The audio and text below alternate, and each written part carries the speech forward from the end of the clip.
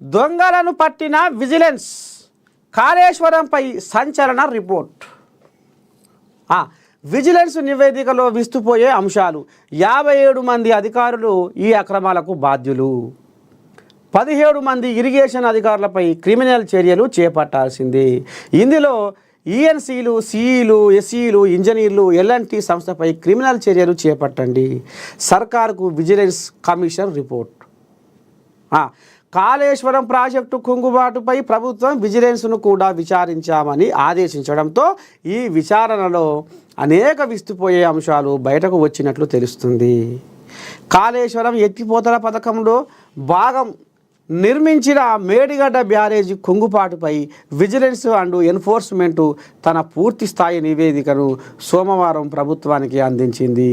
ఈ బ్యారేజీ కుంగుబాటుకు కారణమైన ప్రాజెక్టు నిర్మాణంలో నిర్లక్ష్యంగా వ్యవహరించిన 17 మంది ఇరిగేషన్ అధికారులపై క్రిమినల్ చర్యలు చేపట్టాలని ప్రభుత్వానికి సూచించింది.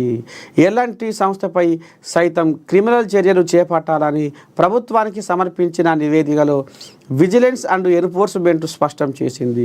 అలాగే ఈ నివేదికలో పలువురు ఈఎన్సీలతో పాటు ప్రస్తుత సిఈలు, ఎస్ఈలు పేర్లను సైతం ప్రస్తావించినట్టు తెలుస్తుంది. అయ్యా ఇక వచ్చింది చూడు. ముందు హరీష్ రావే, ఆయన తర్వాత విచారణకు వెళ్తా. ఏది ఇప్పుడు ఎర్రవల్లి బాయికాడ ఉన్న పెద్దమనిషి అంటుండు. కాళేశ్వరం విచారణ తేదీ మార్చకుండా కేసీఆర్ 5న రాలేను 11న వస్తారని మాజీ సీఎం రిక్వెస్టు. తన అభ్యర్థనను అంగీకరించిన justice PC Ghosh commission June 6న ఈటెల, జూన్ 9న హరీష్ రావు కమిషన్ ముందుకు.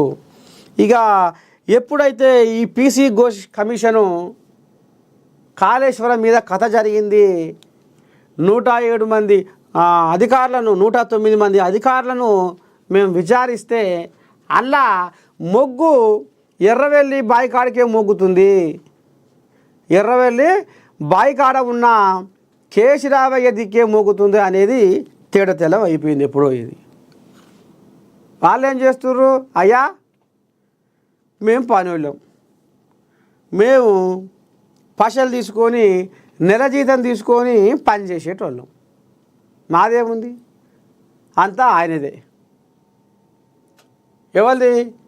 ఇప్పుడు ఎర్రవల్లి ఫామ్ హౌస్ కాడ ఉన్న, ఎర్రవల్లిలో బాయి కాడ ఉన్న కేశరావు ఎట్లా చెప్తే మేము అట్లా గంగేదు లెక్క తలకాయ ఊపి పనిచేసామని ఇది కుండ బద్దలు కొట్టేటప్పుడే ఇదంతా తిరుగుతూ ఉంది. ఇట్లా ఇసురు రాయాలి.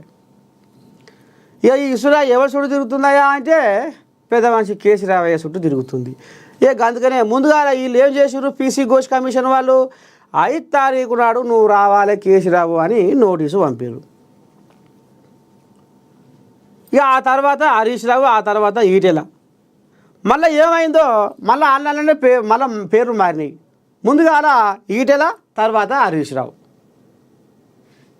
ముందుగాల హరీష్ రావు తర్వాత ఈటెల ఉండే. మళ్ళీ అందులో ఏం కథ నడిచిందో చీకటి వ్యవహారం. మళ్ళా తర్వాత ఈటెల, ముందు హరీష్ రావు. ముందు హరీష్ రావు, ముందు ఈటెల, తర్వాత హరీష్ రావు. ఇక్కడ అక్కడ అయింది, అక్కడిది ఇక్కడ అయింది.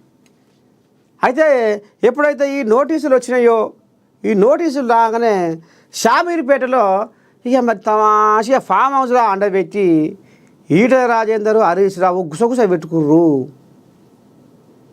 107 మంది చిన్న ఇంజనీర్లు, పెద్ద ఇంజనీర్లు, కాంట్రాక్టర్ కంపెనీ వాళ్ళు, కలెక్టర్లు, ఇరిగేషన్ వాళ్ళు, ఆర్థిక శాఖ వాళ్ళు అందరూ గుమ్మాయి చెక్కాయ గుంపు కూడి ఎవరిని అడిగినా కానీ ఈ కథ అంతా ఇటే తిరుగుతుంది, ఇటే ఒరుగుతుంది, ఎట చేద్దాం ఏం చేద్దాం అనేది. సో ఇలా ఇక తమాషగా మంచిగా పచ్చని చెట్లలో కూర్చొని ఎట చేద్దాం ఏం చేద్దామని ఈటెల రాజేందర్, హరీష్ రావు కూర్చొని ముద్దుగా చర్చ జరిపినట్టు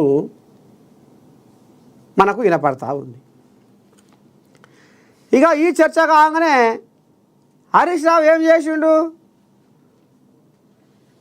పొద్దుగా లోపాలి పొద్దుగు కోపాలి, పొద్దుగా లోపాలి పొద్దుగు కోపాలి పోయి మామను కలిసిండు.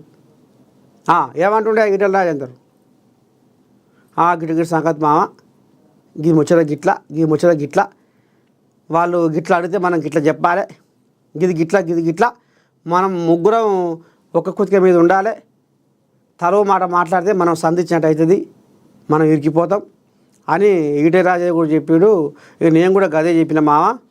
ఇక మరి ఎందుకంటే ఇరిగేషన్ ఎక్కువ కథ నాది, ఇక నేను కూడా గదే మాట చెప్పిన, ఎటైనా చేసి మనం ఇళ్ళకి వెళ్ళి బయటపడే ఆలోచన చేయాలి, లేకపోతే ఇప్పటికే మేడిగడ్డ బొందలగడ్డ అన్నట్టుగా ఇక మరి ప్రచారం జరుగుతుంది. ఇగో గిట్ల చేసిరు గట్ట చేసిరు, 1,00,000 కోట్ల దోపిడీ అనేది కథ ముంగడికి వస్తుంది. కాబట్టి మనం పుసుక్కున ఇంట్లో దొంగలవని తేలియామనుకో ఇక మన పని అయిపోతుంది. అందుకనే మనం ఇప్పుడు ఏం చేయాలి, ఎట్లా చేయాలంటే మరి ఆడ అట్ట చేస్తుంది, ఇక్కడ ఇట్ట చేస్తుంది, అదా ఇది ఆ కథ అట్ట నడిచే, ఈ కథ గిట్ట నడిచే, ఎట్లా చేయాలి ఇప్పుడు, ఏంది ఏం కథ అమ్మా. ముందుగాల నేను పోతే బాగుండనట్టుంది. ముందుగాల 5 తారీఖు నాడు, జూన్ 5 తారీఖు నాడు నేను పోతే బాగుండనట్టుంది. నన్ను అద్దులు ఆల్మాలు పూసగుచ్చి అడుగుతారు. ఇప్పటికే నా పానం బాగలేదు. ఈ ఇంట్లో పంచాది, ఈ పికరు కవితమ్మది ఓదారి, కొడుకుది ఓదారి, రెక్కలు వచ్చినాయి, కొడుకు రెక్కలు వేసి కొడుకో దిక్కుపోతుండు, బిడ్డో దిక్కుపోతుంది. నా మాట ఇంటలేరు, చేతులు లేని ఎవరం అయిందాలుడా. ఎట్టనన్నా చేసి ఏం చేసి నువ్వే ఆలోచన అంటే, ఓమా ఇదంతా కాదు, 5 తారీఖు నాడు నా పానం బాగలేదని ఏదో ఒక పెట్టి రాలేదని నువ్వు ఆ పీసీ గోస్ కమిషన్కు ఒక ఉత్తరం రాయి,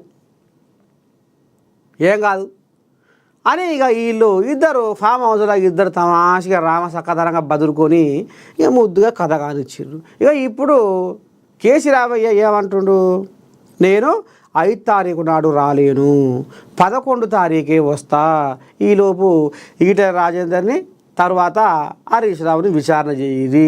వీళ్ళు విచారణ చేస్తే ఈ విచారణలో వాళ్ళు ఏమడిగారు, వీళ్ళు ఏం చెప్పిర్రు, కాస్తో కూస్తో తప్పు వీళ్ళు ఇద్దరికన్నా ఉండాలి కానీ నా దగ్గరికి రావద్దు అనేది ఇప్పుడు కేసీరావయ్య బాధ.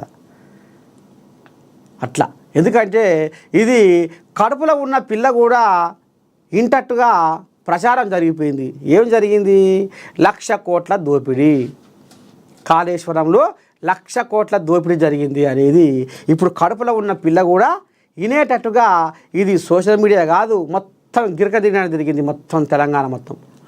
అందుకనే పుసుక్కున కాంగ్రెస్ వాళ్ళు అన్నట్టే అయ్యింది, సోషల్ మీడియా కోడై కూసినట్టే అయ్యింది, జనాలు అనుకున్నట్టే అయ్యింది. కేసీరావే దొరికిపోయిండు అనే కాడికి రావద్దు. ఒకవేళ కాస్తో కూస్తో తప్పు జరిగితే అది మీ దగ్గరనే ఉండాలి కానీ నా దగ్గరికి రావద్దు అనేది ఇప్పుడు కేసీరావయ్య కుర్దిరపడ్డ ఏలుకొని తనాడుతుండులా పాపం. ఇటు ఇంట్లో పంచాయతీతోటి, ఇటు బయటి పంచాయతీతోటి. ఇక ఈ రకంగా ఉంది కథ. పాపం ఇప్పటికే ఆయనకు పానం బాగలేదు, గా మధ్యనే 20 ఇరిగే ఆయనకి వీళ్ళకు 3 దూర కొన్నాడు జ్వరం వస్తుందట. ఆ మందుగోలు వేసుకోలేక